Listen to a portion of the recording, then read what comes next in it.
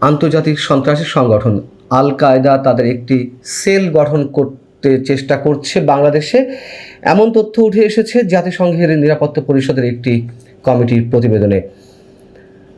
আপনার এই জায়গাটিতে এসে প্রতিক্রিয়া কি, এবং জঙ্গিবাদের এক ধরনের উত্থান আমরা ডক্টর ইউনূস সরকারের সময় থেকে দেখেছি, কি বলবেন আপনি? আপনাকে অসংখ্য ধন্যবাদ। সবাইকে আমি সালাম জানাচ্ছি যারা আমাদের বক্তব্য শুনছে। আসলে এটা বলতে আমার খুব কষ্ট হয় যে এই দেশটা আসলেই মৌলবাদীদের ষড়যন্ত্রের কবলে চলে গিয়েছে। আমি এইমাত্র বসে জামাতের আমিরের একটি বক্তব্য শুনছিলাম। এত ঔদ্ধত্যপূর্ণ বক্তব্য, উনি যখন পার্লামেন্টে কথা বলেন মনে হয় উনি পিশাব। ওই যে আমি বলি তার ভিতর এবং বাহির এক না। আমি তাকে যত চিনি বাংলাদেশের কেউ তাকে চিনে না, এবং সিলেটের মানুষ বিশেষ করে কুলাউড়ার মানুষ তাকে খুব ভালো চিনে। হুইজ সে তার আসল চেহারা নিয়ে আবির্ভূত হয়েছে। তারেক রহমান, সাবধান সাবধান, আর এক কদম আগাবেন না, সাবধান, ভালো হবে না। তার যে রূপটা আমি দেখলাম, এই রূপ তার তো হওয়ার কথা না। এর পিছনে যদি ষড়যন্ত্রমূলক কোন শক্তি না থাকে, কারণ বাংলাদেশের মানুষ কিন্তু সাম্প্রদায়িক না, বাংলাদেশের মানুষ মৌলবাদী না, জঙ্গি তো নয়। তারপরে ওরা যে আস্ফালন এবং উদ্যত্তটা দেখাচ্ছে, এর পিছনে নিশ্চয়ই কোনো কারণ আছে। এর পিছনে পৃথিবীর সমস্ত সাম্প্রদায়িক এবং জঙ্গি শক্তি, বিশেষ করে আইএস, সিরিয়া, পাকিস্তান, আফগানিস্তান, যেখানে যারা আছে হিজবুত তাহরির থেকে ধরে লস্করি তৈয়বা থেকে ধরে, তারা মদত পাচ্ছে এবং প্রত্যক্ষ সহযোগিতা পাচ্ছে। বিশেষ করে 5ই আগস্টের আন্দোলনের পরবর্তী সময়ে বা ওই সময়টাতে থানা লুট করা, পুলিশ হত্যা করা এবং শত শত অস্ত্র লুট করে নিয়ে যাওয়ার মধ্য দিয়ে তারা একটা অস্ত্রধারী সাম্প্রদায়িক শক্তি হিসাবে বাংলাদেশে নিজেদেরকে প্রতিষ্ঠিত করেছে। এই কারণেই আজকে তারা মনে করছে যারা যে কোনো কাজ তারা যে কোনো সময়ে করতে পারে। কেউ আমাদেরকে 24 ঘন্টা আলটিমেটাম দেয়, কেউ 72 ঘন্টা আলটিমেটাম দেয় তারেক রহমান সাহেবকে। ইচ্ছা করলেই আমরা তাদেরকে ফেলে দিতে পারি। শেখ হাসিনা দিল্লি গেছে, তারেক রহমান তো লন্ডন যেতে পারবে না, সাবধান তারেক রহমান। এই ধরনের উদ্যত্তপূর্ণ হুমকিগুলো দিয়ে যাচ্ছে, এবং এইটাও বাস্তব যে তারা প্রাথমিকভাবে যে শক্তিটা প্রদর্শন করবে সেই শক্তিটা মোকাবেলা করতে অনেক ক্ষতি হয়ে যাবে বাংলাদেশের অসাম্প্রদায়িক গণতান্ত্রিক শক্তি। এখনো যদি গণতান্ত্রিক শক্তি, অসাম্প্রদায়িক শক্তি, মুক্তিযুদ্ধের পক্ষের শক্তি আমরা তাদের এই আস্ফালনকে রুখতে না পারি এবং এটা যদি আমরা বুঝতে না পারি, আমরা মহা ভুল করব, দেশের অনেক বেশি ক্ষতি হয়ে যাবে।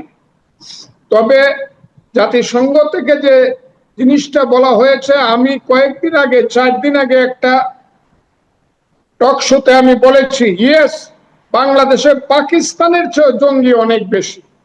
পাকিস্তানের একটা পার্লামেন্ট সিট জামাত পায় কিনা জানি না, কিন্তু বাংলাদেশের 70টা সিট তারা পেয়ে ফেলে। কাজে তাদের আস্ফালন পাকিস্তানের চেয়ে বেশি, জঙ্গি পাকিস্তানিদের চেয়েও।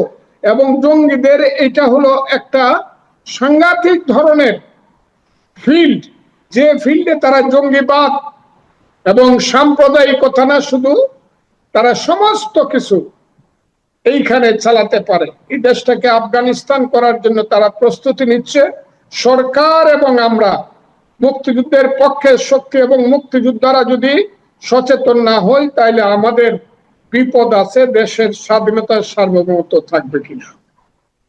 আপনি কি মনে করছেন যে জামাতে ইসলামী বা তাদের সঙ্গে সম্পৃক্ততার মাধ্যমেই বাংলাদেশে আল কায়দার মতন আন্তর্জাতিক সন্ত্রাসী সংগঠন তাদের সেল প্রতিষ্ঠা করার চেষ্টা করছে? তাদের সাথে সবাই আছে, কারণ যেখানে এখানে আন্দোলন হইলে পরে, আন্দোলন জয়ী হইলে পরে পাকিস্তানে সেই মানে ফুর্তি হয়, খাওয়া দাওয়া হয়, উৎসব হয়। লস্করে তো এবার মতো সংগঠনরা বলে আমরা ৭১-এর প্রতিশোধ নিয়েছি। কাজে তাদের সঙ্গে আল কায়দার সম্পর্ক থাকাটা বিচিত্র না, আমি মনে করি আছে। এবং সরকারের এই ব্যাপারে খুব সাবধান হওয়া উচিত। সরকার এখনো যদি তাদেরকে মনে করে তাদের সহযোগী বন্ধু, এটা খুব ভুল করবে, খুব ভুল করবে। আমি আবারও বলছি, খুব ভুল করবে। আপনি যেটি বলছেন, অনেকেই বলছেন যে জামাত বা জামাতের সাথে অন্য যারা এই যে নতুন দু একটি দল আছে, তারা যে জোট বেঁধেছে, জামাত, এনসিপি বা আরো দু একটি দল, এই জোটকে বর্তমান সরকার, বিএনপি সরকার বেশ খানিকটা ছাড় দিচ্ছে এবং মিলেমিশে সরকার চাইছে। যদি আপনি নিজেও যে কথাটি বললেন যে ছাড় দিলে ভুল করবে, কিন্তু অনেকে বলছে ছাড় দিচ্ছে, ছাড় দিয়ে তারা একসাথে রাজনীতি করার চেষ্টা করছে।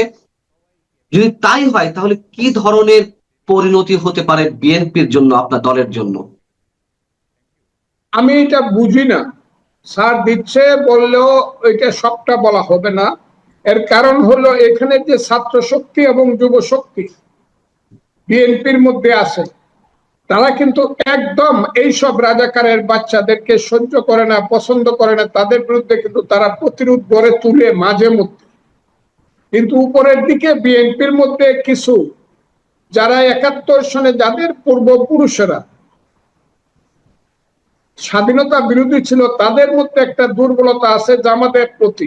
আমি বলছি না, অনেকে মনে করে যে বিএনপির মধ্যে একটা পার্সেন্টেজ জামাতের প্রতি দুর্বলতা আছে, এটা তাদের আদর্শিক বা নীতিগত কারণেই। এই জায়গাটা কিন্তু বিএনপিকে সাবধান থাকতে হবে। এবং যদি সাবধান না হয়, এইরকম ৭-৫-১২ ধরনের কথা যদি বলে, হ্যাঁ মুক্তিযুদ্ধ চাই, জঙ্গিবাদও অসুবিধা নাই, এই ধরনের মনোবৃত্তি নিয়ে কিন্তু এদেরকে থামানো যাবে না। এবং বাংলাদেশের সঠিক রাজনীতি দেশে হবে না, বাংলাদেশও নাও থাকতে পারে।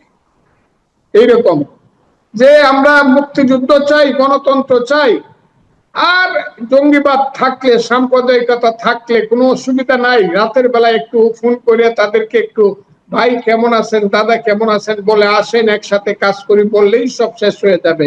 সাপ কোনোদিন সুবল দিতে ভুল করেন, এরা সাপের চেয়েও ভয়ঙ্কর।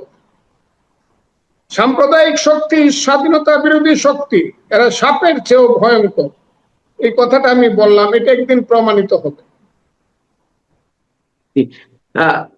আমরা কি সেই জায়গা থেকেই দেখছি যে জুলাই যে জাদুঘরটি প্রতিষ্ঠিত হলো, জুলাই জাদুঘর, এক ধরনের আইন করা হলো, আইনে বিধান করা হলো যে জুলাই গণ অভ্যুত্থানের স্মৃতি, গণ অভ্যুত্থান স্মৃতি জাদুঘরে কোনো ধরনের কোন স্থাপন, নিদর্শন ধ্বংস, বিনষ্ট বা পরিবর্তন, ক্ষতি সাধন করলে সর্বোচ্চ 10 বছরের কারাদণ্ড এবং 10 লাখ টাকা অর্থদণ্ড। আর এই জাদুঘরের কিছু নিদর্শন চুরি বা পাচার করলে তার জন্য 5 বছরের কারাদণ্ড এবং বা 5 লাখ টাকা অর্থদণ্ড বা উভয় দণ্ড হতে পারে। আমার প্রশ্ন হচ্ছে, যেখানে আমাদের মুক্তিযুদ্ধ স্মৃতি জাদুঘর ধ্বংস করা হলো, লুটপাট করা হলো, মুক্তিযুদ্ধের অসংখ্য স্মৃতি নিদর্শন বুলডোজার দিয়ে গুড়িয়ে দেওয়া হলো, বঙ্গবন্ধু 32 নম্বর বাড়ি, বঙ্গবন্ধু স্মৃতি জাদুঘর, যেটি অবশ্য ৭১-এর অসংখ্য স্মৃতি নিদর্শন ছিল যেখানে, সেগুলো গুড়িয়ে দেওয়া হলো বুলডোজার দিয়ে। এবং এখনো অনেক কিছু হচ্ছে। কয়েকদিন আগে বীরশ্রেষ্ঠ হামিদুর রহমানের ভাস্কর্য গুড়িয়ে দেওয়া হয়েছে। সেসব বিষয়ে আমরা দেখতে পাচ্ছি না যে সংশ্লিষ্ট কর্তৃপক্ষের বা সরকারের বা প্রশাসনের কোনো ধরনের উদ্যোগ আছে। যেখানে আমাদের মুক্তিযুদ্ধের নিদর্শন ধ্বংস করা হচ্ছে সে বিষয়ে কোনো প্রশ্ন নেই, কিন্তু জুলাই স্মৃতি জাদুঘরের কিছু হলে তার জন্য 10 বছরের কারাদণ্ড, 10 লাখ টাকা অর্থদণ্ড ইত্যাদি ইত্যাদি ঘোষণা করা হচ্ছে। এটি কিসের আলামত? এই ধরনের কোনো আইন বা সার্কুলার দিয়ে কোনো প্রতিষ্ঠান বা কোনো দর্শনীয় স্থান রক্ষা করা যাবে, তাহলে বোঝা গেল যে এদের মধ্যেই দুর্বলতা আছে, জাদুঘরের মধ্যেই দুর্বলতা আছে। অর্থাৎ জাদুঘরটা এটা সার্বজনীন না, এবং সার্বজনীন ভাবে মানুষ এটাকে স্বীকারও করে না। এই দুর্বলতাকে হয়তো বা এই আইনটা করা হয়েছে। আমি জুলাই জাদুঘর সম্পর্কে বেশি বলতে চাই না। The time will come and the time will answer in time. জুলাই জাদুঘর কতদিন, কিভাবে, কতটুকু মানুষ গ্রহণ করবে না করবে, ইতিহাস সেটা বলবে, একটু অপেক্ষা করতে হবে। তবে একটা কথা বলবো, আমাদের দুর্ভাগ্য, মুক্তিযোদ্ধাদের দুর্ভাগ্য, মুক্তিযুদ্ধের নামে, মুক্তিযুদ্ধের চেতনার নামে যারা 15 বছর দেশটাকে চালাইছিল, এই জায়গাতে যাওয়ার জন্য কিন্তু তাদের দুষ্কর্ম কম দায়ী নয়। তারাই কিন্তু এই দেশটাকে আজকে রাজাকার আল বদরের বাচ্চাদের হাতে তুলে দিছে, এবং এই ধরনের আইন আমাদেরকে শুনতে হচ্ছে। মুক্তিযুদ্ধের স্মৃতি থাকবে কি থাকবে না, ইমাম হুসেনের স্মৃতি কিন্তু 200 বছর পরে আসছে। 200 বছর, কারবালার 200 বছর পরে ইমাম হুসেনের স্মৃতি সারা পৃথিবীতে আসছে। ইমাম হুসেন আজকে সারা পৃথিবীর মুসলমানের 10ই মুহররম আসার সঙ্গে সঙ্গে ইমাম হুসেনের পুণ্য স্মৃতি ভেসে ওঠে। মানুষ হাই হুসেন হাই হুসেন করে কাঁদে, ইয়াজিদকে অভিসম্পাত দেয়, ইয়াজিদকে অভিশাপ দেয়। এই জায়গাটা কিন্তু মুক্তিযুদ্ধকে কেউ দেশে ধ্বংস করতে পারবে না। মুক্তিযুদ্ধ মানুষের হৃদয়ে থাকবে, ইতিহাসে থাকবে। আর মুক্তিযুদ্ধটা শুধু বাংলাদেশের ভিতরের ব্যাপার ছিল না। ওই 26শে মার্চ বা 16ই ডিসেম্বর শুধু বাংলাদেশের এই 54,000 বর্গ মাইল জায়গার ব্যাপার না, এটা সারা পৃথিবীর আজকের 100-212টা দেশের ব্যাপার। সবাই জানে হোয়াট ইজ হোয়াট। এখানে কে কি করলো বা করলো না, মুক্তিযুদ্ধকে সম্মান করলো কি করলো না, এইটা বড় কথা নয়। মুক্তিযুদ্ধ বাংলাদেশের ইতিহাসের সোনালী অধ্যায়। এই অধ্যায়কে কেউ ধ্বংস করতে পারবে না, সাময়িকভাবে বাধাগ্রস্ত করতে পারবে। ইউ ওয়েট ফর টাইম, দেখেন কি হয়। মুক্তিযুদ্ধ অবশ্যই ফিরত আসবে। আর মুক্তিযুদ্ধ ফিরত না আসলে, মুক্তিযুদ্ধ সম্মানিত না হইলে, মুক্তিযুদ্ধের আদর্শ প্রতিষ্ঠিত না হলে কিন্তু বাংলাদেশ থাকবে না। এটা করতেই হবে। এবং আজকে যারা করছে তাদেরকে আমি এটা বলতে চাই না কিছু, কিন্তু আমার ধারণা গণতান্ত্রিক শাসন যদি চলে, আস্তে আস্তে তারা নিশ্চিহ্ন হয়ে যাবে। এখনো যেন কোথায় কিভাবে অন্ধকারের জীবেরা, ড্রেইনের সেই সব ময়লা আবর্জনার জীবেরা কি যেন ভাবে কোথায় যেন নিঃশ্বাস ফেলানো, ভালোভাবে নিঃশ্বাস ফেলানোর সুযোগ পাচ্ছে, এইটাও এক সময় বন্ধ হয়ে যাবে, যেদিন জনগণ বুঝবে যে এরা হলো রাজাকারের বাচ্চা, স্বাধীনতার বিরোধীদের বাচ্চা। এবং এইটা মুক্তিযুদ্ধ। তখন একটা কথা বলি, একটা রাজনৈতিক যুদ্ধ হবে। মুক্তিযুদ্ধ চাও কি চাও না, নাকি রাজাকার আলবদরের দেশ চাও, নাকি পাকিস্তান চাও, তখন দেখবেন ওয়ান্স ফর এভার মুক্তিযুদ্ধ জিতবে এবং প্রতিষ্ঠিত হবে। এরপরে আর কেউ কথা বলার সাহস পাবে না। মুক্তিযুদ্ধই হবে বাংলাদেশের শেষ কথা। আপনি যেমন বলছেন যে বিএনপির মধ্যে একটি অংশ আছে যারা স্বাধীনতা বিরোধী শক্তির সাথে তাল মিলিয়ে চলে, বা স্বাধীনতা বিরোধী একটি অংশ বিএনপির মধ্যে রয়েছে, সেটি অনেকেই বলেন, আপনি সেটি বলছেন। এই যে আইনটি হলো জুলাই স্মৃতি জাদুঘর নিয়ে, জুলাই স্মৃতি জাদুঘর নিয়ে হোক, আইন হোক, যাই হোক, আমাদের কোনো আপত্তি নেই। কিন্তু যেখানে মুক্তিযুদ্ধের অসংখ্য স্মৃতি নিদর্শন ধ্বংস করা হচ্ছে, সেসব বিষয়ে মাথা ব্যথা নেই সরকারের মধ্যে। এটি কি সেই অংশ দ্বারা পরিচালিত হচ্ছে? সরকারের বিভিন্ন কর্মকাণ্ড কি ওই স্বাধীনতা বিরোধী ওই শক্তি দ্বারাই পরিচালিত হচ্ছে? আমি সেটা না বললেও বলবো, আপনাকে কিছুদিন ওয়েট করতে হবে জিনিসটা বুঝবার জন্য। যদি সরকার মুক্তিযুদ্ধের স্মৃতিচিহ্ন ধ্বংস যারা করে তাদেরকে যদি প্রতিহত করতে না পারে বা না করে, তাইলে বুঝতে হবে মুক্তিযুদ্ধ রিয়েলি বিপদে আছে। আমি আরেকটা প্রসঙ্গে আপনার কাছে একটু প্রশ্ন করি যে রাষ্ট্রপতি নির্বাচন হতে যাচ্ছে, বা আমরা মোটামুটি জেনে গেছি যে আপনার দলের মহাসচিব মির্জা ফখরুল ইসলাম আলমগীর সাহেব তিনি রাষ্ট্রপতি হতে যাচ্ছেন, এটি মোটামুটি নিশ্চিত। কিন্তু ডক্টর ইউনূসের একটা তৎপরতা ছিল রাষ্ট্রপতি হওয়ার জন্য, বিএনপি সেই জায়গা থেকে বেঁচে গেছে বলে অনেকেই মনে করেন। আহ ডক্টর ইউনূসের খেলা কি তাহলে সম্পূর্ণভাবে থেমে গেল, বা যুক্তরাষ্ট্র বা ডিপ স্টেটের কাছে তার প্রয়োজনীয়তা ফুরিয়ে গেছে? আপনাকে তাই মনে হয়?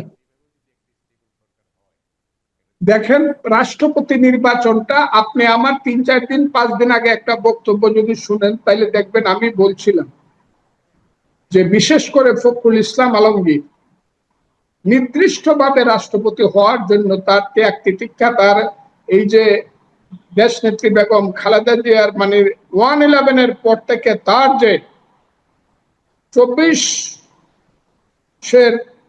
5ই আগস্ট পর্যন্ত জনাব ফখরুল ইসলামের যে ত্যাগী ভূমিকা, তার যে জেল জুলুম অত্যাচার সহ্য করার যে ইতিহাস, he is the best person to B the president, honourable president of Bangladesh. এটা আমি কিন্তু এই 5 দিন আগে কথাটা বলছি।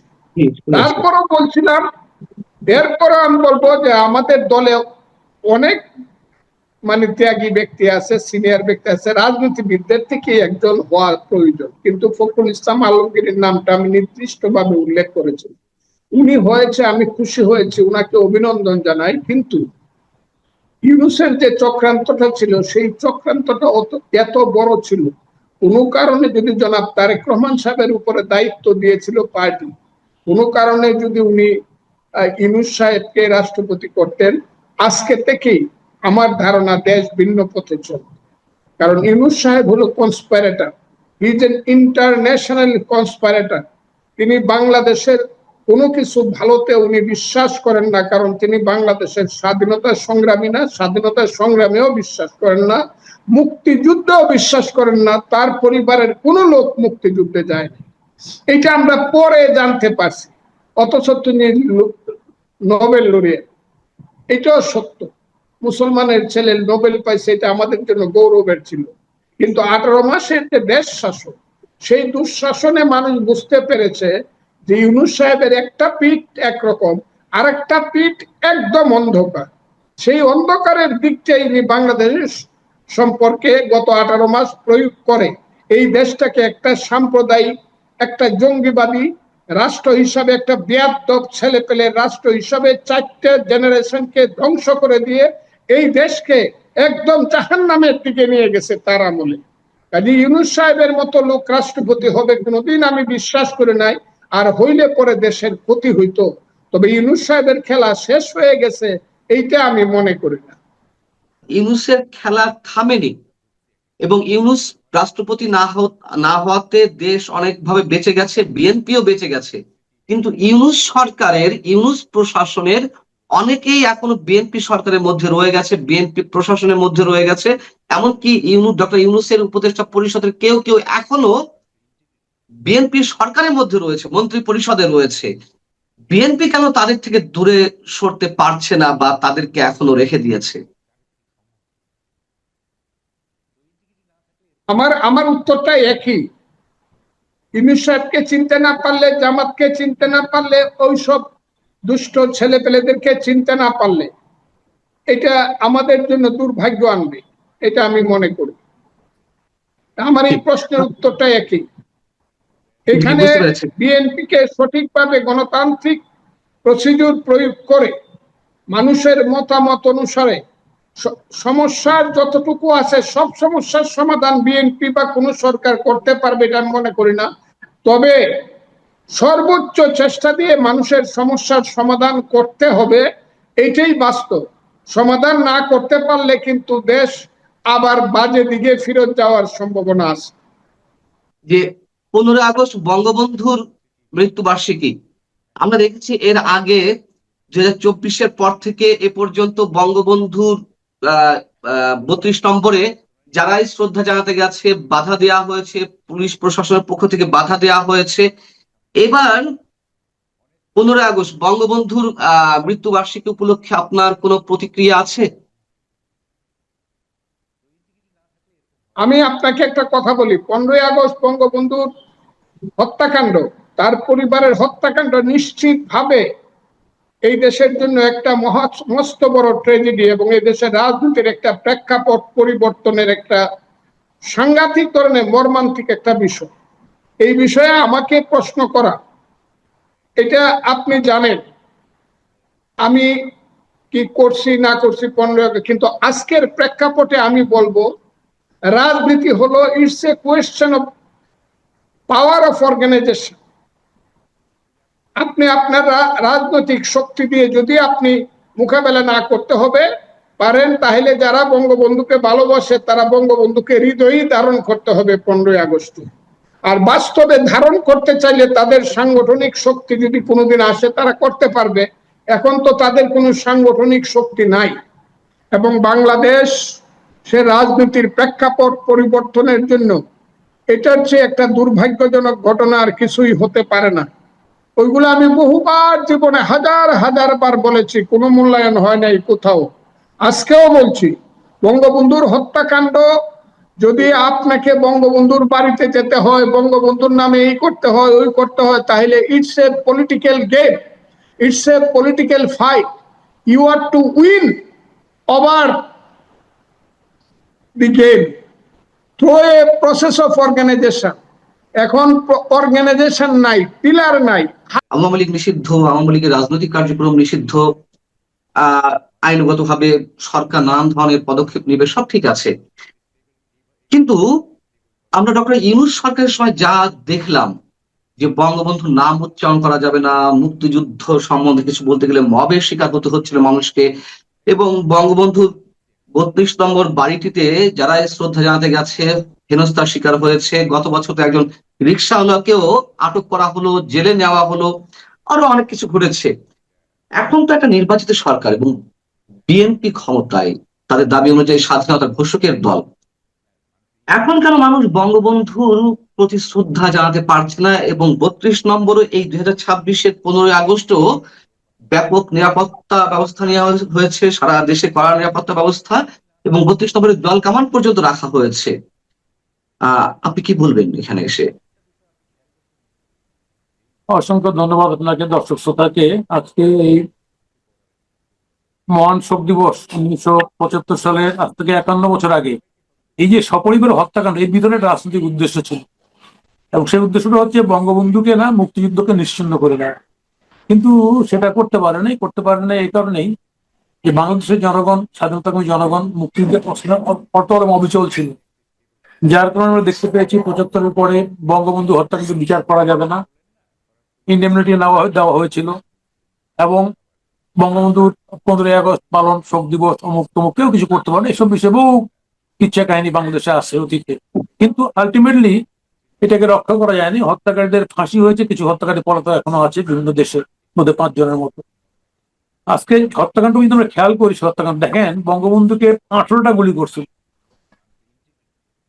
এই যে এই আন্দোলনে, বিগত আন্দোলনে একটা পুলিশের ছেলে মারা গেছে, সে পুলিশ অফিসার বলছিল যে স্যার, একটা লোককে মারতে কটা গুলি লাগে, শীত সন্তানটাকে মারতে কটা গুলি লাগে স্যার?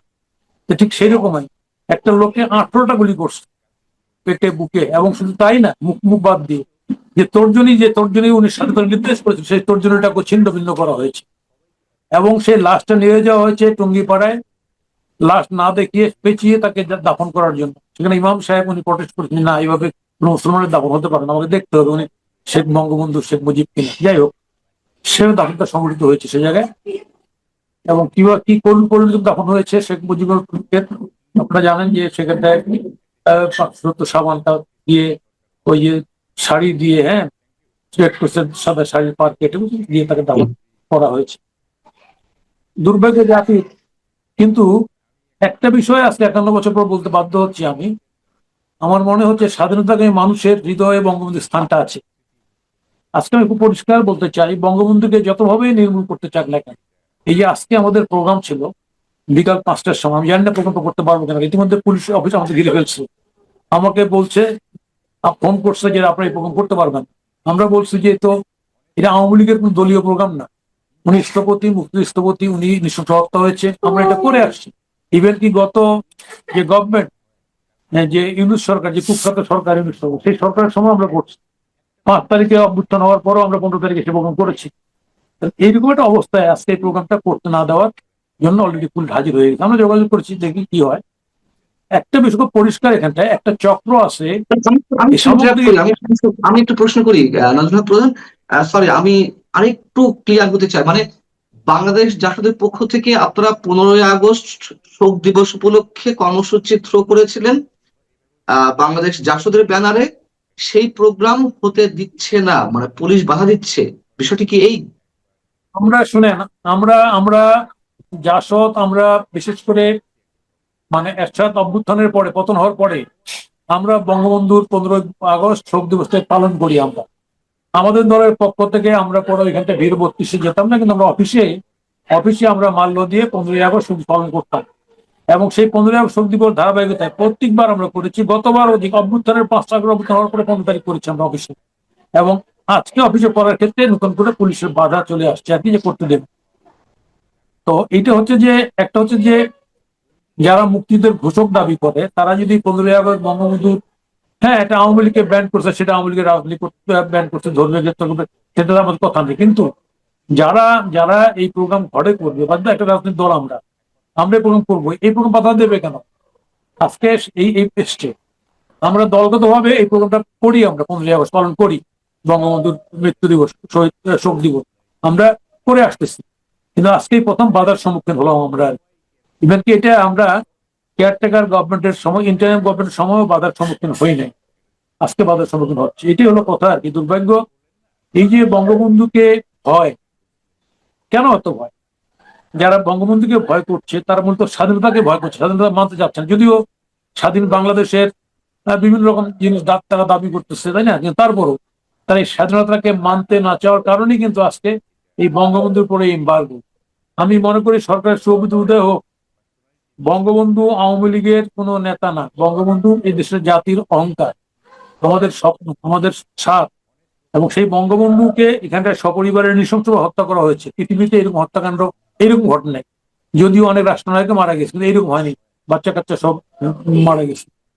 এবং সেই মারা যাওয়ার পরে এখানটায় আপনার যদি মনে আছে, ওই সময় এই 3 নেতার মাজারও কিছু লোক, 20-30 জন লোক পতাকা নিয়ে গেছিল, পাকিস্তান পতাকা নিয়ে, যে পাকিস্তান হয়ে গেছে।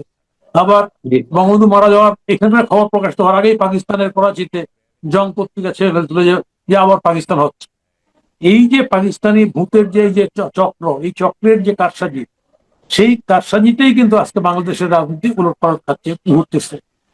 আজকে এই কারণে আজকে পরিষ্কার বলতে যাচ্ছি আমি, বাংলাদেশের গণতন্ত্রকে যদি নিরাপদ করতে হয়, গণতন্ত্র সহনশীল করতে হয়, তাহলে বাংলাদেশের মুক্তিযুদ্ধকে স্বীকার করে নিয়েই করতে হবে। বাংলাদেশের মুক্তিযুদ্ধকে কিছু কিছু জিনিস স্বীকার করলাম, যেটা পছন্দ হইলো, বাকিটা স্বীকার করলাম না।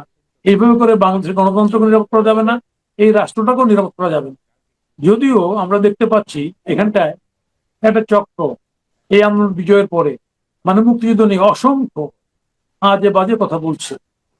তাদের মূল টার্গেটটা হচ্ছে এই মুক্তিযুদ্ধটাকে অস্বীকার করা, আমাদের দীর্ঘদিনের ধারাবাহিক যে সংগ্রাম, বাঙালি জাতীয়তাবাদী উন্মেষের যে সংগ্রাম, সেই সংগ্রামকে অস্বীকার করা, মুক্তিযুদ্ধকে অস্বীকার করা, বঙ্গবন্ধুকে অস্বীকার করা, এবং দেশটার এমন একটা জায়গায় নিয়ে যাওয়া যেটা বলার সাহস করছে না, কিন্তু আলটিমেটলি ওই জায়গায় একটা উগ্র ধর্মান্ধ দেশে পরিণত করার প্রচেষ্টা করা হচ্ছে। এবং যার কারণে এখানে দেখবেন জিন্নাকে জাতির পিতা মানতে রাজি, তখন কিন্তু এই কথাগুলি আসেনি, কিন্তু বঙ্গবন্ধুর কথা বললে তখন ইমরান খান জাতির পিতা। তার মানে এরা একটা উগ্রতা দিয়ে এই দেশটাকে, আমাদের স্বাধীনতা, আমাদের সার্বভৌমত্ব নষ্ট করতে চায়। আজকে সেই শক্তি কোনো না কোনো ফর্মে রাষ্ট্র ক্ষমতায় সরাসরি আসেন না হলো, তাদের প্রভাব যে রাষ্ট্র ক্ষমতার সঙ্গে আছে এটা খুব পরিষ্কার হয়ে যাচ্ছে ডে বাই ডে। আমি বর্তমান সরকারের সবুজ উদয় হোক, জিয়াউর রহমান মুক্তিযুদ্ধের ঘোষক, আমরাও মনে করি আজকে বাংলাদেশের রাজনীতিটাকে যদি ঠিক জায়গায় না আনতে পারে, তাই না, এর মাসুল কিন্তু দিতে হবে। প্রতিবারই চেষ্টা করা হচ্ছে প্রতিটা পদক্ষেপে, প্রতিটা সংস্কার আলোচনায় মুক্তিযুদ্ধকে খাটো করার, ছোট করার, মুক্তিযুদ্ধকে খাটো করে ছোট করে এই দেশটাও বড় হবে না, এই দেশটার কোনো নেতাও বড় হবে। মুক্তিযুদ্ধকে মহিমান্বিত করার মধ্য দিয়েই কেবলমাত্র আমাদের দেশটার সমৃদ্ধি, গৌরব এবং পৃথিবীর মানচিত্রে এই যে বাংলা ভাষার যে দেশটা দাঁড়িয়ে আছে, এটা মুক্তিযুদ্ধকে অবলম্বন করে। ফলে মুক্তিযুদ্ধকে বাদ দিয়ে এই দেশটাকে সামনের দিকে এগিয়ে নিয়ে যাওয়া যাবে না। দুর্ভাগ্যের বিষয় হচ্ছে একটা গোষ্ঠী বঙ্গবন্ধুকে হত্যার পরও এখন পর্যন্ত অবিরাম চেষ্টা করে যাচ্ছে কিভাবে মুক্তিযুদ্ধটাকে এখান থেকে বাদ দেওয়া যায়। আজকে যার কারণে এই সমস্যাগুলি হচ্ছে। আমরা তো এমনি একটা সহনশীল গণতান্ত্রিক পরিবেশ তো তৈরি করতে পারি নাই। আমরা জানি পৃথিবীতে গণতন্ত্রের মডেলে, গণতান্ত্রিক সমাজে অভ্যুত্থান আছে, সরকারের পতন আছে, আবার গণতান্ত্রিক সমাজও আছে। আমরা দেখেছি পাকিস্তান আমলে এখানে আইয়ুব শাহী ক্ষমতা 10 বছর ছিল, অভ্যুত্থানে পরাস্ত হয়েছে, এরপরে মুসলিম লীগকে নির্বাচনেও পরাস্ত করা হয়েছে। তারপর ক্ষমতা দেবে না, এই কারণে মুক্তিযুদ্ধ দেশ স্বাধীন হয়েছে। আমি যেটা বলতে চাচ্ছি কথাটা সেটা হচ্ছে যে আজকে এখানটায় যে যে আন্দোলনটা হয়ে গেল, সেই আন্দোলনে আওয়ামী লীগ আন্দোলনে পরাস্ত হয়েছে, সত্য, এবং অনেকগুলো হত্যাকাণ্ড হয়েছে, এটাও সত্য। কিন্তু নির্বাচনে আওয়ামী লীগকে পরাস্ত করা যায় না। কিন্তু নির্বাচনে আওয়ামী লীগকে পরাস্ত করা যেত, তাহলে আজকে বলা যেত যে আওয়ামী লীগ নির্মূল হয়েছে, নিশ্চিহ্ন হয়েছে। কিন্তু যেহেতু আওয়ামী লীগকে নির্বাচনে পরাস্ত করা যায় নাই, সেই ভয়ের থেকেই, এবং সেই জায়গাটাই আওয়ামী লীগের রাজনীতি করার জায়গা আছে, এবং সেই ভয়ের থেকে সরকারের পক্ষ থেকে বঙ্গবন্ধুর মৃত্যু দিবসও তার শোক পালন করতে তারা বাধাবন্ধ করতেছে। আমি একটা পরিষ্কার কথা বলতে চাই যে যারা আন্দোলন করছেন তাদের প্রতি সংগতি জানিয়ে আমরাও করেছি, আন্দোলনে শরীক ছিলাম, যে পৃথিবীতে গণতান্ত্রিক সংগ্রামের মডেলে ফ্যাসিজম যেমন আছে, মুসলিন হিটলারের টোটালিটারিয়ান তত্ত্ব, আবার রুশ বিপ্লব যেটাকে আমরা সমাজতান্ত্রিক বিপ্লব বলি, সেখানটাও একটা বিপ্লব অভ্যুত্থান আছে। রুশ বিপ্লবের পরে সেখানে স্টালিনের জন্ম হয়েছিল, এবং অনেক কুলাক বা জমিদার বা যোদ্ধারকে হত্যা করা হয়েছিল। আরেকটা বিপ্লবের মডেল আছে এখানটায়, এই যে আপনার খোমেনি বিপ্লব, যেটাকে প্রথমত ইসলামী বিপ্লব বলতে পারে, শাহ বিপ্লব। সেই শাহ বিপ্লবেও কিন্তু আপনার দেখবেন যে সবাই এসে এরপরে শাহ আস্তে আস্তে সমস্ত অপিনিয়নকে বাদ দিয়ে একক রাজত্ব তার শাহের খোমেনি বিপ্লবটাকে তার চূড়ান্ত করছে। আমি কথাটা তুললাম এই কারণে, আমি যদি ইউরোপের রেনেসাঁ ধরি, সাম্য, মৈত্রী, স্বাধীনতা, আমাকে স্বাধীনভাবে বাঁচতে চাও, তাহলে এখানটা তো অবশ্যই গণতান্ত্রিক সমাজে আমাকে অপরের মতটাকে সহ্য করার মতো ক্ষমতা থাকতে হবে বা দেখাতে হবে। কিন্তু দুর্ভাগ্যের বিষয়, আজকে গণতন্ত্রের কথা বলে ভিন্ন মতকে, ভিন্ন পথকে এটা নিশ্চিহ্ন করতে চায়। এতো সোভিয়েত সমাজতান্ত্রিক বিপ্লবও না করে নাই, আবার খোমেনি বিপ্লবও করে নাই। আসলে এই বিপ্লবটা ছিল একটা ককটেল বিপ্লব আমি মনে করি, যার কারণে এই সরকার ও পরবর্তীকালে সরকার ইন্টারিম গভর্নমেন্ট ঠিক করতে পারেনি কিভাবে চলবে। বর্তমান সরকার তো রাস্তাটা পরিষ্কার করতে পারছে না, পরিষ্কার করতে না পারার কারণেই কিন্তু এসবের মধ্যে ষড়যন্ত্রের রাজনীতি দানা বাঁধে। আপনি জানেন ইতিমধ্যে বাংলাদেশে, আমি পত্রিকা দেখেছি দুদিন আগে, বাংলাদেশে জঙ্গিবাদী গোষ্ঠীর তৎপরতা লক্ষ্য করা যাচ্ছে। বাংলাদেশে জাতিসংঘের নজরেও এসছে যে বাংলাদেশে এখানটায় তালেবান ফোর্সের মতো ফোর্স আছে। আজকে পাকিস্তান যত তার শরীর চিৎকার করে বেড়াও গণতন্ত্রের জন্য, পাকিস্তান এই জঙ্গিদের নিয়েই বসবাস করতেছে, এবং সেখানটায় এখন তো ভিন্ন জাতিসত্তার লড়াইও আমরা দেখতে পাচ্ছি। এই বাংলাদেশটা বাইরে অস্বস্তি রেখে পার্লামেন্টটা সুস্থ হইতে পারে। পার্লামেন্টটাকে সুস্থ করতে হলে, এটা ঠিক আওয়ামী লীগ যেমন জামাত বিএনপিকে বাদ দিয়ে পার্লামেন্ট সুস্থ করতে চেয়েছে, পারে নাই, ক্ষমতা করছে 15-16 বছর। ঠিক তেমনি ভাবে আমি এই গভর্নমেন্টকে বলতে চাই, ভোট করেছেন, ডেমোক্রেটিকলি এসেছেন, কিন্তু রাজনৈতিক সহনশীলতা তৈরি করতে হবে। যদি তৈরি করতে পারেন তাহলে বাংলাদেশের আগামী ভবিষ্যৎ ভালো হবে, আর যদি না করতে পারেন তাহলে ভবিষ্যৎ অন্ধকার। আজকে বাংলাদেশে এত সমস্যার দেশ, সেই সমস্যার দেশে এককভাবে আমি 2/3 মেজরিটি না 3/3 মেজরিটি পাইতে পারি, কিন্তু এককভাবে এই সমস্যার মোকাবিলা করা সম্ভব না। ক্ষমতা চালানো যাবে, ক্ষমতায় থাকা যাবে, কিন্তু জনগণের জোয়ার যখন আসবে তখন এগুলি তাসের ঘরের মতো উড়াই যাবে। আমি সেই জায়গাটাই বলতে চাচ্ছি যে আমরা অনেকগুলি আন্দোলন সংগ্রামের ইতিহাস আমাদের আছে, অনেক সংগ্রাম করেছি আমরা, ফলে সেটাকে লক্ষ্য করে, অতীতটাকে লক্ষ্য করে, অতীতের উপর আমাদের সঠিক পর্যালোচনা করে বর্তমানের উপর দাঁড়িয়ে আমাদের ভবিষ্যৎটা আমাদের গড়তে হবে। যদি ভবিষ্যৎ গড়তে হয় তাহলে আমি বলবো democracy, democracy and democracy, tolerance, tolerance and tolerance. কোন রাজনৈতিক শক্তিকে রাজনৈতিকভাবে নির্মূল করে এই সিদ্ধান্ত, এই চিন্তা ব্যান করে দিয়ে এই চিন্তা কখনো সমাজের, দেশের মঙ্গল হয় না। নাজমুল, প্রথম আমার প্রশ্ন হচ্ছে যে আপনারাও তো আওয়ামী লীগ বিরোধী আন্দোলনে ছিলেন। আওয়ামী লীগ যেভাবে গণতান্ত্রিক ভাবে ক্ষমতায় থাকছিল কিংবা নির্বাচনবিহীন ব্যবস্থার মাধ্যমে তারা ক্ষমতা ধরে রাখছিল, তার বিরুদ্ধে আপনারা সোচ্চার ছিলেন। আওয়ামী লীগের রাজনৈতিক মানে মানে আওয়ামী লীগের নেতা কর্মীরা শোক দিবস পালন করবে না, প্রকাশ্যে শ্রদ্ধা জ্ঞাপন করতে পারবে না, ফুল দিতে পারবে না 32 নম্বরে, সব নিলাম। কিন্তু আপনারা তো আর আওয়ামী লীগের বি টিম নয়, বরং আরেকটি জাসদ যেটা ছিল, জাসদ ভেঙে আপনারা হলেন, তাই না? হাসান ইনু সাহেবের যে জাসদ সেটি আওয়ামী লীগের সঙ্গে ছিল, আপনারাও সেই জাসদ নন, আপনারা বাংলাদেশ জাসদ। ঠিক তারা যদি বঙ্গবন্ধুকে স্বীকার মানে বঙ্গবন্ধুকে শ্রদ্ধা করতে চান বা শ্রদ্ধা জানিয়ে কোনো অনুষ্ঠান থ্রো করেন, সেটিও কেন বন্ধ করে দেওয়া হচ্ছে? আর 32 নম্বর একটা পোড়া বাড়ি, বিরান ভূমি এই মুহূর্তে।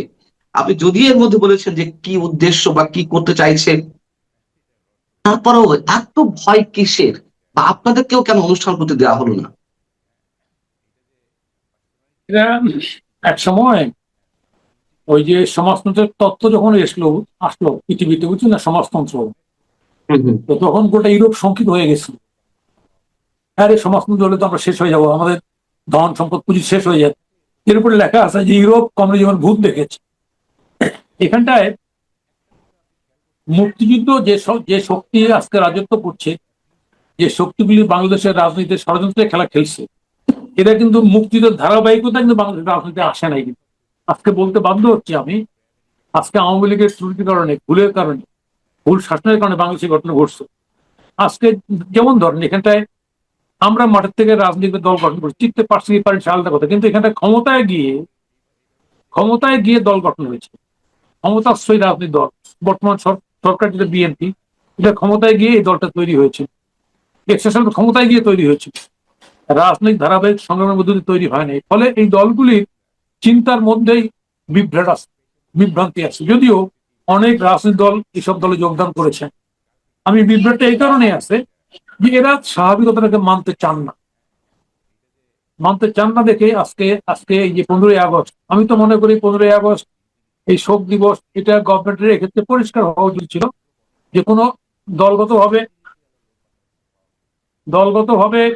যেহেতু আওয়ামী লীগ ব্যান্ড কোনো কার্যক্রম হবে না, কিন্তু শেখ মুজিবকে কেউ ঘরের মধ্যে, কেউ রাস্তার মধ্যে প্রোগ্রাম করতে পারবে না, ধারণা পরিষ্কার করলে সরকারের খুব ক্ষতি হতো। কারণ সরকার তো মুক্তিযুদ্ধের দাবিদার, এবং তাদের যে নেতা জিয়াউর রহমান, উনি ঘোষক সত্য ঘটনা থেকে।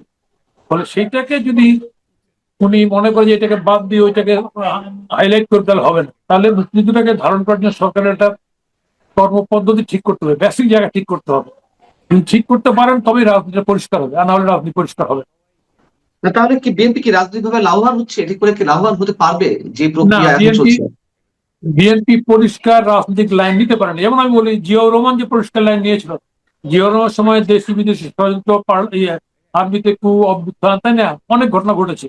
জিয়াউর রহমান দ্রুত ক্ষমতা নিয়ে উনি হানা ভোট করে উনি ইলেকশনে ফেলেছেন সবাইকে, এবং সেখানে বাম, ডান, কমিউনিস্ট, আওয়ামী লীগ সবাই ভোট করতে পারছে। উনি কিন্তু ওই সময় আওয়ামী লীগকে ব্যান করতে পারতেন, যে না আওয়ামী লীগের বাকশাল করতে ব্যান করেন নাই। কেন করেন নাই? রাজনৈতিক স্থিতিশীলতা চাইছেন উনি। তাহলে এই যে রাজনৈতিক স্থিতিশীলতা যাওয়া, সহনশীল যাওয়া, এই কাজটা কিন্তু বিএনপি গভর্নমেন্ট, আমার ধারণা, এই যে ব্যান্ড এই জায়গায় যাওয়া, আওয়ামী লীগের যারা বদমাইশ ক্রিমিনাল সবারই ফাঁসি, জেল হইতে পারত। বিএনপির লোকরা 17 বছর আইনি লড়াই করছে, কেস খাইতে, কাবাড়ি খাইছে। আওয়ামী লীগের লোকরা ঘুরতো জেলখানা, থানা, হাজত ঘুরতো। আর যারা পলাই গেছে এরা বাঁচত না, টাকা পয়সা লুট করে পলাই গেছে। তাহলে এই যে শক্তিটাকে হ্যান্ডেল করার ক্ষেত্রে এই যে আমি ত্রুটির পরিচয় দিচ্ছি, অথবা খামখেয়ালির পরিচয় দিচ্ছি, অথবা বুঝে উঠতে পারেনি, অথবা মনে করছে এইভাবে করে এক দলকে নিশ্চিহ্ন করে দেওয়া মানুষ ছিল না। বিএনপির যে সাপোর্ট বেস, যে ভিত্তি, এটা আওয়ামী লীগের সাপোর্ট বেস এক না। এমনি আওয়ামী লীগ যথেষ্ট অকাম করার কারণে আওয়ামী লীগের থেকে বিচ্ছিন্ন হয়ে গেছে। আজকে এই যে পরিণতি, এই পরিণতির মূল কারণ হচ্ছে আওয়ামী লীগ, যারা রুলিং ক্লিক ছিল আওয়ামী লীগের, এরা আওয়ামী লীগ থেকে বিচ্ছিন্ন, জনগণ থেকে বিচ্ছিন্ন হয়ে গেছে, যার কারণে অভ্যুত্থানের শিকার হয়েছে। আজকে সেই জায়গাটা গভর্নমেন্ট রিয়েলাইজ করতে ভুল করছে। ভুল করার কারণেই আজকে এই সমস্যাগুলি হচ্ছে।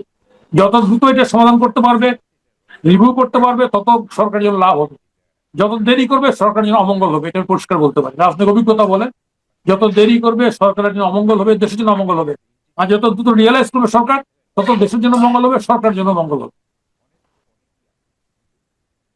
আপনি মুক্তিযোদ্ধা, আপনি একটি দলের নেতৃত্ব দিচ্ছেন, আপনি বঙ্গবন্ধুকে স্মরণ করবেন সেটি পারছেন না, কিন্তু সেখানে আমরা দেখছি এই 15 আগস্টেই কোন নতুন আত্মপ্রকাশ করা দল, তারা এই বিকেল 5টায় সম্ভবত জাতীয় জাদুঘরের সামনে কর্মসূচি দিয়েছে।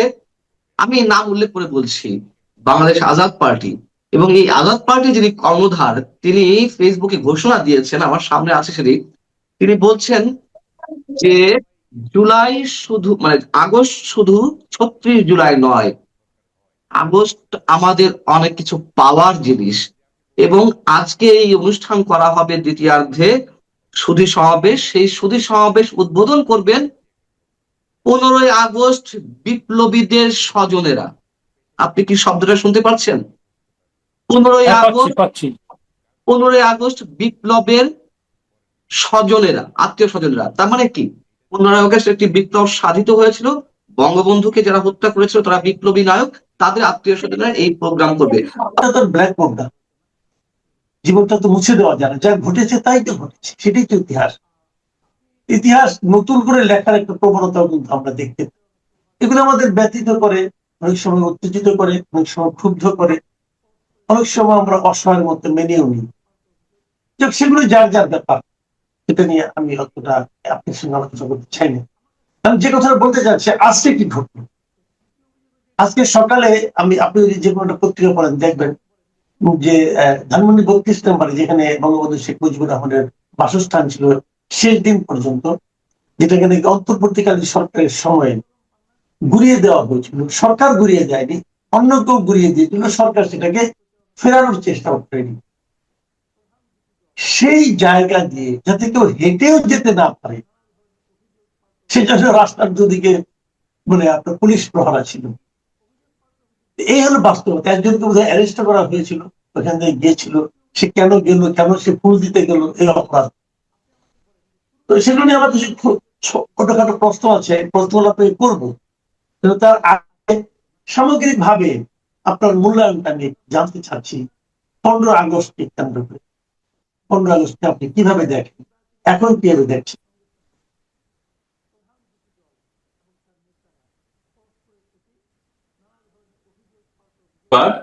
আমি শুধু একটি কথা বলে দেখেন, আমি আমি পড়াই সাংবাদিকতায়, গণযোগাযোগ সাংবাদিকতা আমার ডিসিপ্লিন। কিন্তু আমার বাংলাদেশের রাজনৈতিক ইতিহাস এবং সামরিক ইতিহাসের প্রতি আমার একটু আগ্রহ আছে। আমি একটু পড়াশোনা করি, আমার দু একটা বইও প্রকাশিত হয়েছে এই প্রেক্ষাপটে আর কি। তো যাই হোক, আমি কি খুব সামান্য পাঠক বলতে পারেন ইতিহাসের আর কি।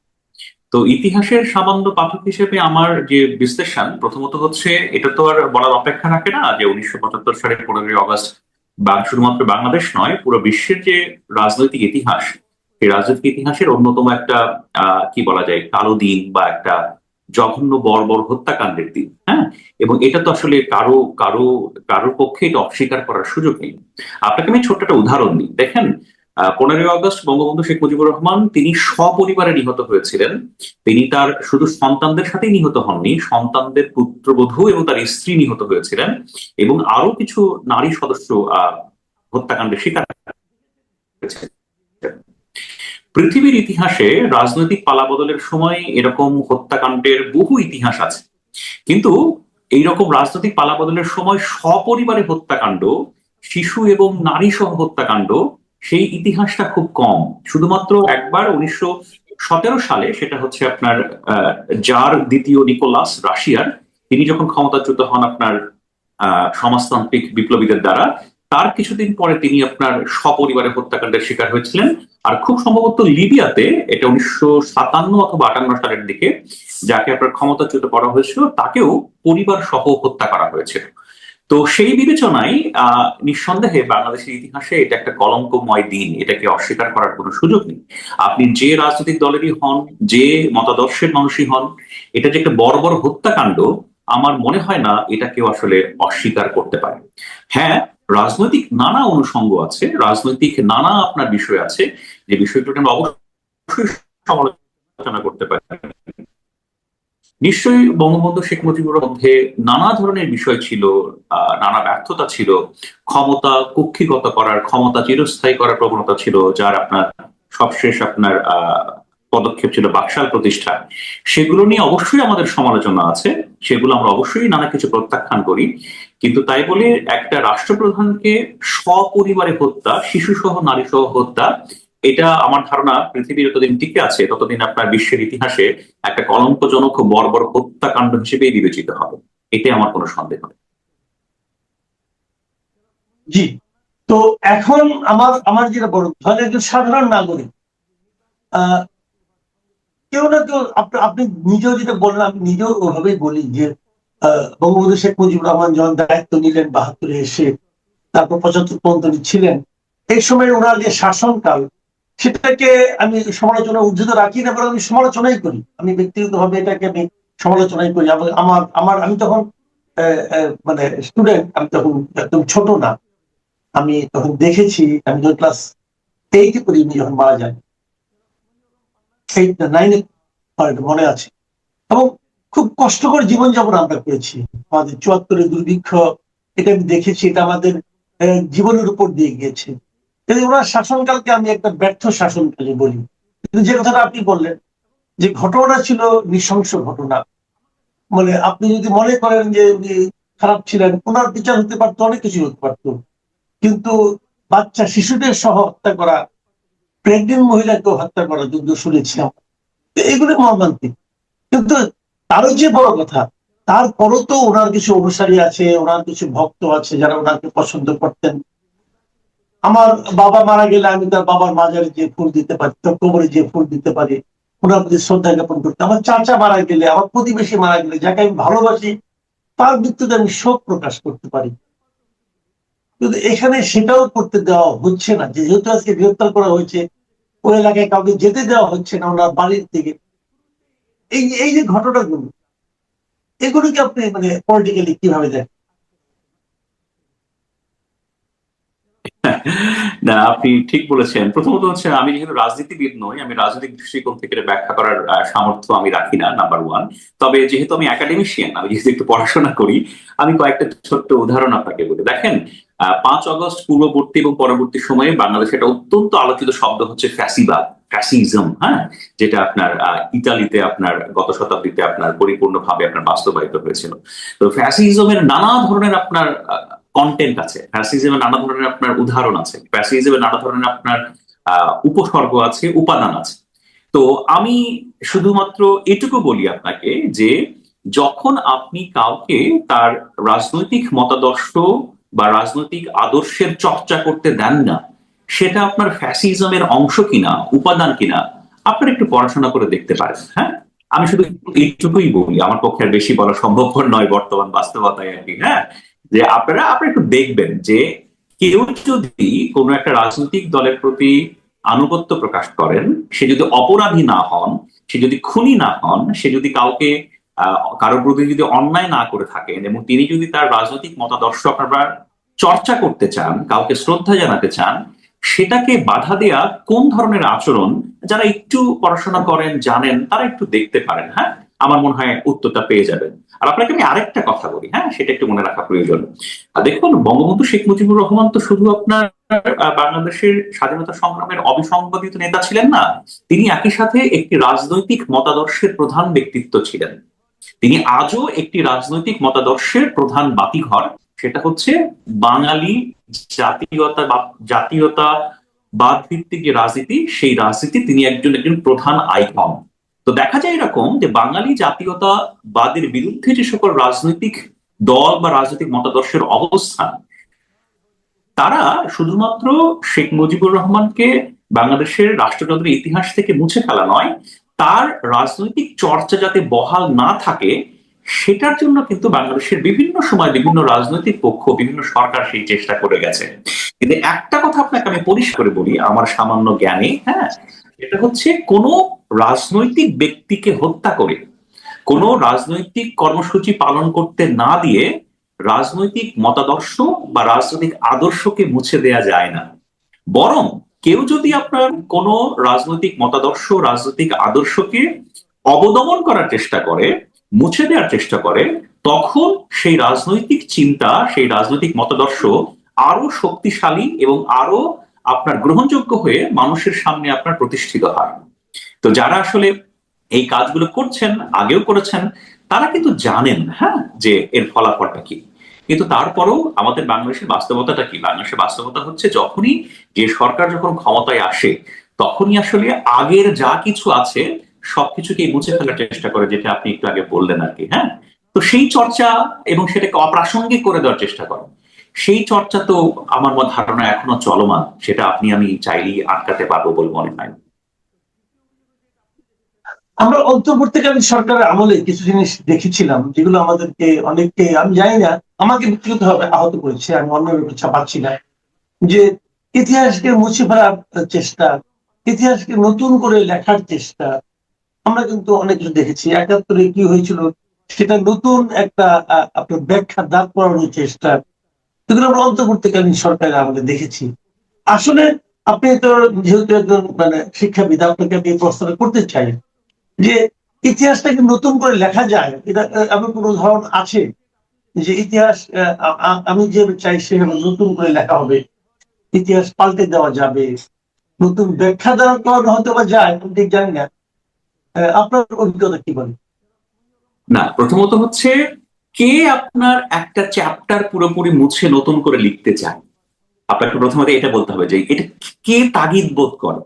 সেই তাগিদ বোধ করে যার ওই ইতিহাসের চ্যাপ্টারে যার গ্লানি আছে, অপমান আছে, যার পরাজয়ের ইতিহাস আছে। শোনেন, বাংলাদেশের মুক্তিযুদ্ধের ইতিহাসে অনেক ধরনের তর্ক বিতর্ক, অনেক গ্রে এরিয়া, অনেক ধরনের স্বস্তি অস্বস্তির অনেক কিছু আছে, আমি আপনাকে বলছি। কিন্তু তারপরও বাংলাদেশের মুক্তিযুদ্ধ এবং বাংলাদেশের স্বাধীন ভূখণ্ড, এটা আপনার আমার জাতীয় জীবনের সর্বশ্রেষ্ঠ অর্জন, বাঙালি জাতির হাজার বছরের ইতিহাসের সর্বশ্রেষ্ঠ অর্জন। তো এই অর্জনের যে আপনার মহাকাব্য, এই মহাকাব্যকে মুছে যে নতুন করে লিখতে চায়, যে নতুন করে সবকিছু বদলে দিতে চায়, আপনাকে মনে রাখতে হবে তার হয়তো এই ইতিহাসের প্রেক্ষাপটে অনেক গ্লানি অথবা অপমানের অনেক চ্যাপ্টার আছে, অনেক চিহ্ন আছে, এবং সে সেটাকে মুছতে চায়। এবং আমি অত্যন্ত পরিতাপের সাথে, দেখেন, বাংলাদেশের ইতিহাসে ডক্টর মোহাম্মদ ইউনূস সাহেবের আপনার অন্তর্বর্তী সরকার ছিল, আমি বলবো গুণী জ্ঞানী শিক্ষিত মানুষের একটা সরকার। এত গুণী মানুষ, এত সংবেদনশীল শিক্ষিত মানুষ বাংলাদেশের রাষ্ট্রযন্ত্রে একসাথে কখনো দায়িত্বে ছিল না, আমি আপনাকে দায়িত্ব নিয়ে বলছি। কিন্তু এই মানুষগুলো বাংলাদেশের মুক্তিযুদ্ধের ইতিহাসের প্রতি এত অসংবেদনশীল আচরণ করেছে, এই মানুষগুলো বাংলাদেশের মুক্তিযুদ্ধের ইতিহাস নিয়ে এত ভীতিকর, এত আপনার ঘৃণ্য সব আপনার কর্মকাণ্ড করেছে, যে এই যে গুণীজন শিক্ষিত জন, এই মানুষদের প্রতি না, আমার ধারণা আমি সহ বহু মানুষের শ্রদ্ধাবোধ উঠে গেছে। জানি এটা কি করছে। যেমন ধরেন ধানমন্ডি 32 নম্বর, এখন ধরেন একটা রাষ্ট্রযন্ত্র টিকে আছে, একটা রাষ্ট্রযন্ত্র আছে, পুলিশ আছে, আর্মি আছে, র্যাব আছে, বিজিবি আছে, একদল মানুষ যে একটা সরকারি সম্পত্তি, 32 নম্বর কিন্তু সরকারি সম্পত্তি, হ্যাঁ, আপনি আক্রমণত সেটা ভাঙছেন, পুড়ছেন, সেটা গুড়িয়ে দিচ্ছেন, এবং সেটা এক ধরনের ভয়ঙ্কর রকম ঘৃণার চর্চা হচ্ছে।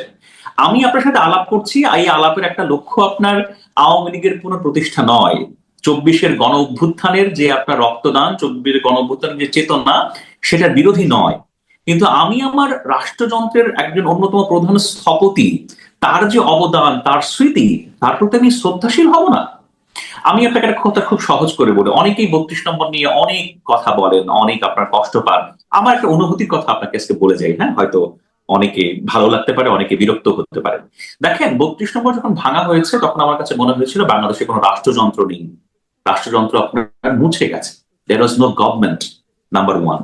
নাম্বার 2, 32 নম্বর যখন ভাঙা হয়েছে, গোড়া হয়েছে, পোড়া হয়েছে, আমার কাছে মনে হয়েছে যে যারা এটা করছে, বাবা, তোমাদের কলিজাটা তোমার ঠান্ডা করো, তোমাদের যদি রাগ থাকে, ক্ষোভ থাকে, ঘৃণা থাকে, ঠিক আছে, তোমরা ভাঙো, ভাঙো, গুঁড়ো, মোছো, শেষ করে দাও, আমরা দেখি। আমার মনে হয় তারা যদি শান্ত হয়ে থাকে, তারা যদি আপনার শান্তি পেয়ে থাকে, তাও ভালো, যে বাবা তোমরা। কিন্তু আমি ব্যক্তিগতভাবে মনে করি এর বিপরীতেও একটা মানুষের আপনার কষ্টের কাহিনী আছে, কষ্টের কাব্য আছে। এই ঢাকা শহর থেকে সারা বিশ্বের বহু মানুষ এই স্মৃতি বিজড়িত, মুক্তিযুদ্ধের স্মৃতি বিজড়িত বাড়িটা যখন আপনার এইভাবে নৃশংসভাবে ভাঙা হয়েছে, ভয়ঙ্কর রকম ঘৃণা সূচক ভাবে ভাঙা হয়েছে, কিন্তু বহু মানুষ কষ্ট পেয়েছে। এবং আপনি বিশ্বাস করেন, আপনার সাথে আমি কথা বলছি আজ 2026-এর আপনার 15 আগস্ট কথা বলছি, হতে হতে পারে 10 বছর 15 বছর পর এই 32 নম্বরই আপনার বহু বাঙালির কাছে শ্রদ্ধা জানানোর তীর্থস্থান হতে পারে, হতে পারে এই 32 নম্বরই বহু মানুষের, শত শত মানুষের, হাজার হাজার মানুষের, কোটি কোটি মানুষের পাপ মোচনের তীর্থস্থান হতে পারে, হতে পারে এই 32 নম্বরে শ্রদ্ধা জানানোর জন্য দিনের পর দিন, রাতের পর রাত মানুষজন লাইন দিয়ে দাঁড়ায় থাকতে পারে, ঘটতে পারে। এটা বাংলাদেশ। তবে আমি ব্যক্তিগতভাবে মনে করি, এটা তো আমার ধরেন একটা কল্পনা বা এটা আমার চিন্তা। আমার কাছে মনে হয়, ধরেন শেখ মুজিবুর রহমানের শাসন আমলের অনেক দুর্বলতা ছিল, অনেক ভুল ছিল, অনেক সমালোচনা ডেফিনেটলি আছে, হ্যাঁ, কিন্তু শেখ মুজিবুর রহমানের প্রতি আপনার 5ই অগস্টের পরে এই জাতি যেভাবে আপনার অশ্রদ্ধা, যেভাবে আপনার ঘৃণা, যেভাবে আপনার অবজ্ঞা প্রদর্শন করেছে, কোনো না কোনো একদিন এর বিপরীত একটা চিত্র হয়তো আপনি আমি দেখতে পারি। আপনি নিশ্চয়ই আরো 10-15 বছর বাঁচবেন, আমিও হয়তো আল্লাহ চাইলে বাঁচবো, ঘটনা ঘটতে পারে। জি, অনেক ধন্যবাদ জনাব রাহাত মিনহাজ। আজকের আলাপ না বাড়াই, কারণ আমরা আমি আমি একেবারে 30 সেকেন্ড সময় আপনার কাছে আর কি। হ্যাঁ, দেখেন, আমি ওই যে বললাম যে আমি খুব সামান্য শিক্ষাবিদ, আমি একটু পড়াশোনা করি আর কি। হ্যাঁ, আমি একটা বইয়ের একটা অংশের 4টা লাইন একটু আপনাদের পড়ে শোনাই আর কি। হ্যাঁ, এটা বইটা হচ্ছে জনাব আহমদ ছফার বই। সেই বইয়ে আপনার তার একটা নিবন্ধ আছে, নিবন্ধের নাম হচ্ছে তার নাম শেখ মুজিবুর রহমান। হ্যাঁ, এটা তিনি 1988 সালে লিখেছিলেন। হ্যাঁ, এই নিবন্ধের মধ্যে তিনি অনেক সমালোচনা করেছেন শেখ মুজিবুর রহমান সাহেবের আর কি। হ্যাঁ, এখানে অনেক সমালোচনা আছে, তার শেষে কয়েকটা লাইন আছে। হ্যাঁ, আমি একটু সেটা একটু আপনার উদ্দেশ্যে